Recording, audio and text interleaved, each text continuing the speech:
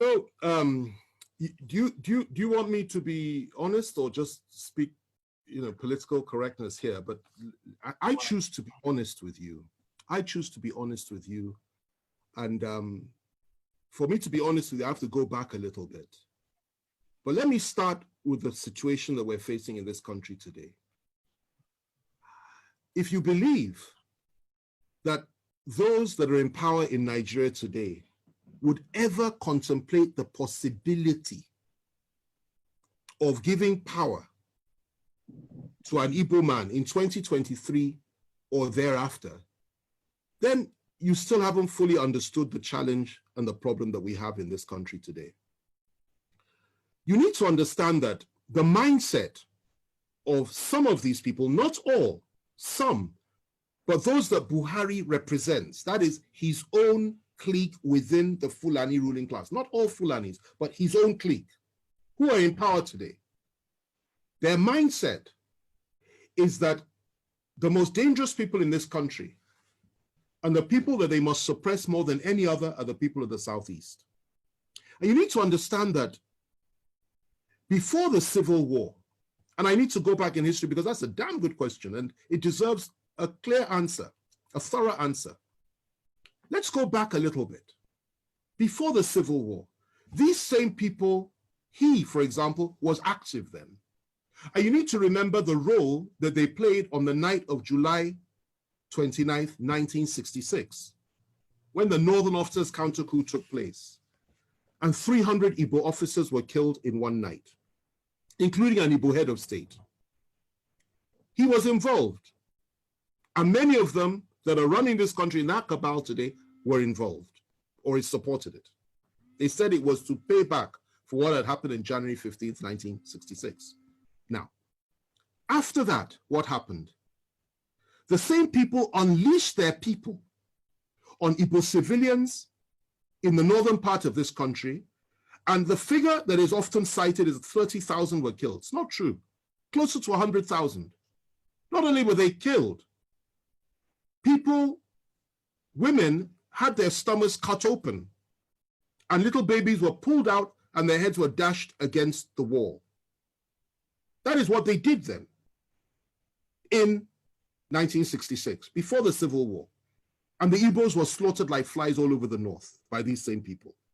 They went rushing back to the east, where they believed they were safe. And the position was this: the leader of the core northern Muslims within the army, Murtala Muhammad, urged Gawan, who was head of state, to march on the east immediately and wipe out the Igbos. Gawan, to his credit, refused to do that and said, no, let's negotiate. And the negotiations started. They broke down, then there was a civil war. In that civil war, 3 million Igbos were killed by federal forces. They were killed by all of us. I'm from the Southwest. I take responsibility for that, as every other Nigerian ought to. Civilians, not soldiers, 3 million, including 1 million children, subjected to genocide, subjected to mass murder, subjected to ethnic cleansing by us. The war ended. We did not apologize. Instead, what did we do? What did we do? We took all their property in the name of abandoned property. We gave them £20, even if they had $1 million in the bank. And we said, come back, no victor, no vanquished. Biggest lie from the pit of hell. There was a victor and there was a vanquished. And we all know who was who. They came back into Nigeria and we reintegrated them. But even with all the reintegration, no Igbo man could be trusted to be General Officer Commanding GOC until Obasanjo came to power in 1999. Igbos were not allowed to rise up within the military or in any power configuration in the country. It was something that was understood, that you never put an Igbo man in a position of real power. You can give him appointments, but you don't put him in a position of real power.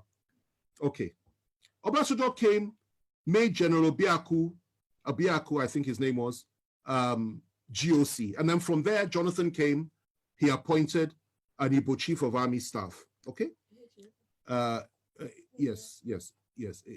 My wife is reminding me of the name, Ehejireka. You know, he appointed an Igbo Chief of Army Staff. Okay?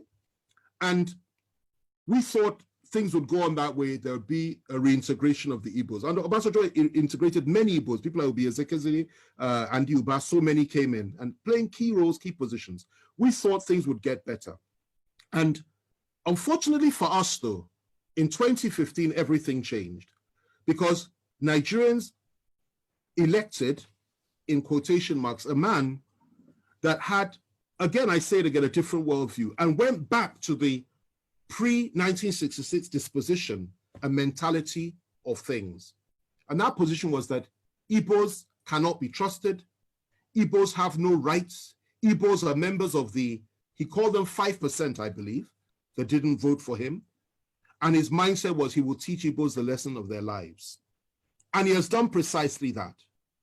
If the killings had stopped then, I would have said, okay, fine. Everything we've said is history. But sadly, it didn't stop. Igbo youths, IPOB youths, Igbo nationalists have been killed under this government. More have been killed than at any other time during this, apart from during the Civil War, under this government. Igbos have been hopelessly marginalized by the government.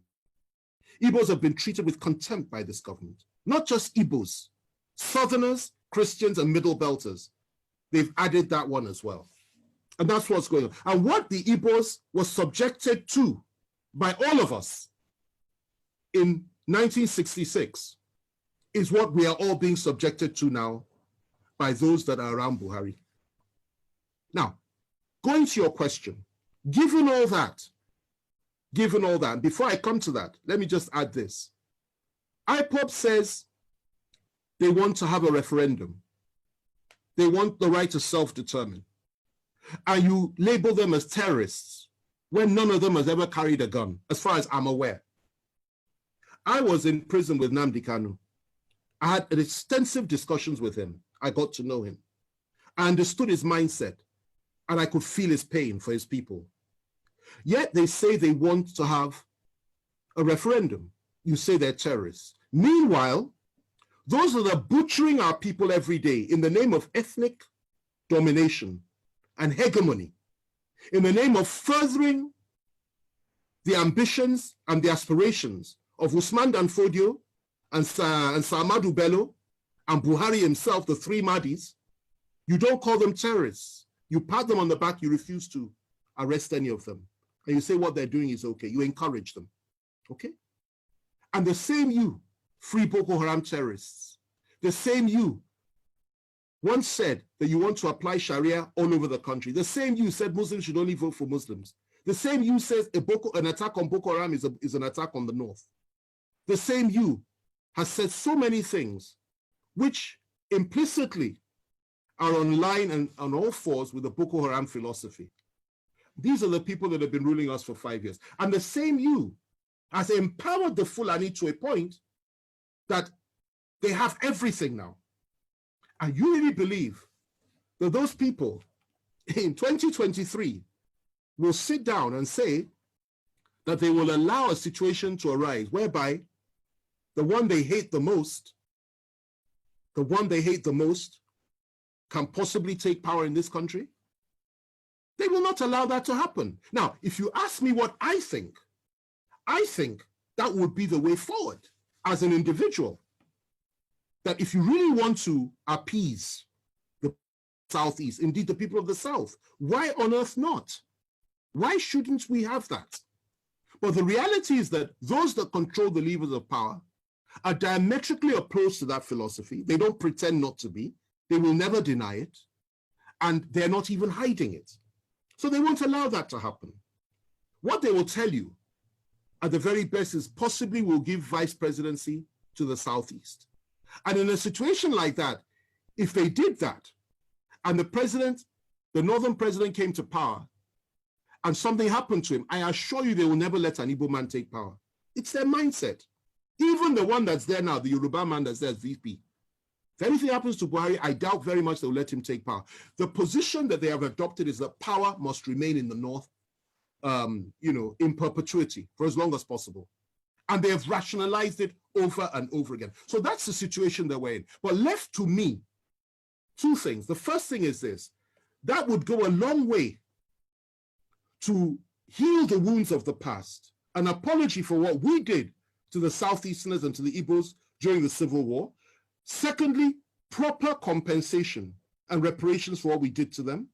Thirdly, to now openly come forward and say, let an Igbo man be president of Nigeria, because they've never had an elected Igbo, we've never had an Igbo man leading us with power. Let it happen.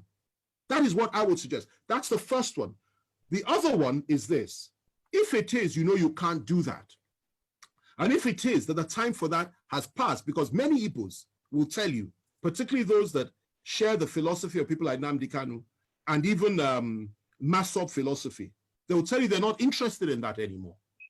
Then the other thing you can do is say, allow them to determine their own future, just as the people of Scotland were allowed to determine theirs, just as Britain, the United Kingdom, was allowed to determine hers when it came to Brexit, just as so many other countries in the world, through a referendum and exercising the right of self-determination. And I think that would make far more sense than to say just give them an Igbo presidency, which you and I know is not likely to happen. Let me end with this, okay? We are approaching 2023. Some in the Southwest, specifically Bola Tinubu, believes that his party will field him. I will tell you this today. He has made the biggest mistake of his life. They will not support him. Their position is to keep the presidency in the North. And even if he manages to clinch the nomination for the APC, they will now shift their support to another party that will field a Northern candidate. Mark what I'm telling you today, because I've been right 9 times out of 10 when it comes to these predictions. I've been right. And I'm telling you, I'll be proved right again. That is the mess that we're in this country. So your aspirations are legitimate. You have every right to have an Igbo president. It will be a good thing for this country, for the people of the East, and indeed for the people of Africa. But those that believe they own Nigeria will not allow it, they will not accept it, and they will not create a level playing field for it. And that's the reality.